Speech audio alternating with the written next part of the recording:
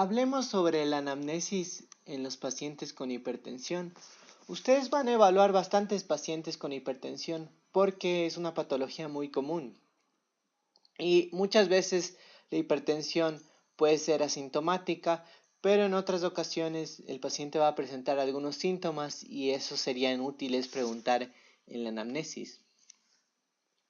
Como mencioné, la gran mayoría de casos de hipertensión van a ser asintomáticos y pueden presentarse ya cuando hay alguna complicación como algún infarto o algún accidente cerebrovascular, pero en la gran mayoría va a ser asintomático y por eso la hipertensión puede ser silente. En otro porcentaje de casos el síntoma más común va a ser cefalea, pero normalmente se asocia a valores de presión arterial muy elevados, así que no esperen que todos los pacientes presenten con cefalea, pero también es uno de los síntomas más clásicos. ¿Qué deberíamos preguntar en la anamnesis de un paciente hipertenso? Deberíamos preguntar sobre la duración de la hipertensión arterial, es decir, desde hace cuánto tiene hipertensión arterial. ¿Acaso es un recién diagnóstico o este paciente es hipertenso de varios años y tiene mayor riesgo de complicaciones? Los valores de presión se refiere a qué valores de presión maneja ese paciente. Tal vez ese paciente no sepa más o menos sus valores de presión, pero en ocasiones el paciente que está muy al tanto de su enfermedad le puede decir cuáles son más o menos los valores que maneja.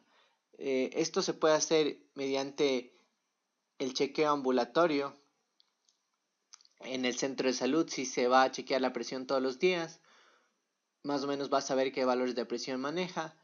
O también con estas máquinas que pueden tomar la presión automatizada, los pacientes pueden tomarse la presión desde casa y podrían saber más o menos qué valores están manejando de presión. La adherencia al tratamiento. La adherencia al tratamiento se refiere a si el paciente está tomando la medicación que le estamos dando para la hipertensión.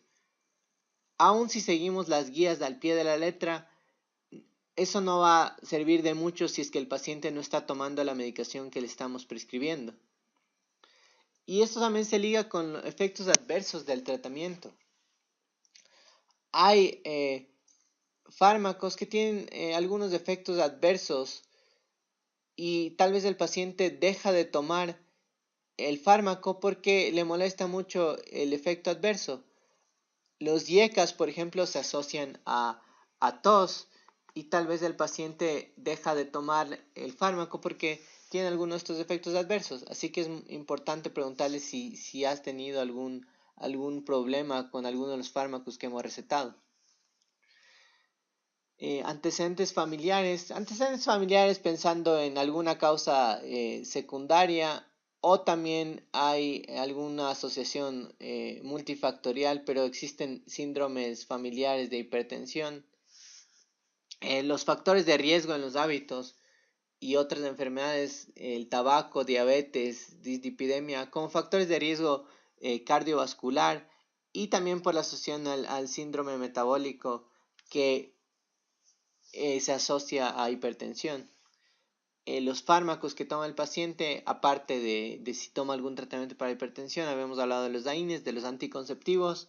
La ciclosporina es un inmunosupresor que se asocia a hipertensión. Esto se da en los pacientes con trasplante, pero no es algo muy común.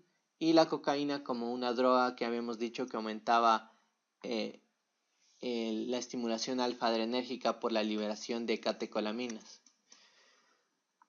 También es importante preguntar sobre otras enfermedades que pueda tener el paciente, como EPOC, asma, diabetes o alguna insuficiencia renal, porque pueden afectar el manejo de la enfermedad desde el punto de vista terapéutico.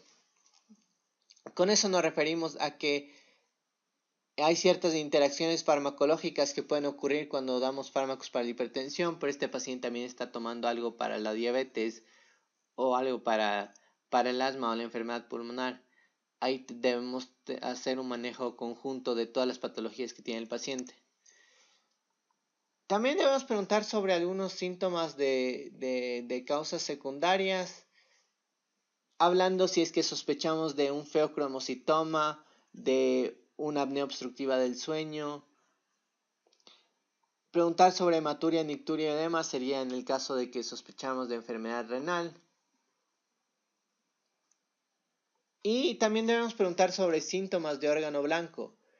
Cuando hablamos de órgano blanco estamos hablando de los órganos que son blancos de la hipertensión, es decir, los órganos que se afectan directamente por la hipertensión, que son principalmente el sistema nervioso central, el corazón, el riñón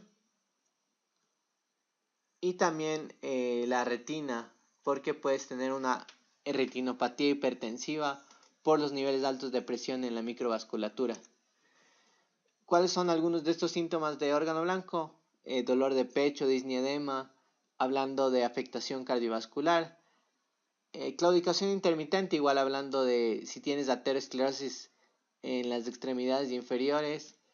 La cefalea, sistema nervioso central, problemas de vista, pensando en retinopatía hipertensiva y disfunción sexual. La disfunción sexual puede ocurrir como efecto adverso de fármacos, inclusive como los beta bloqueadores, pero también puede ocurrir como insuficiencia vascular.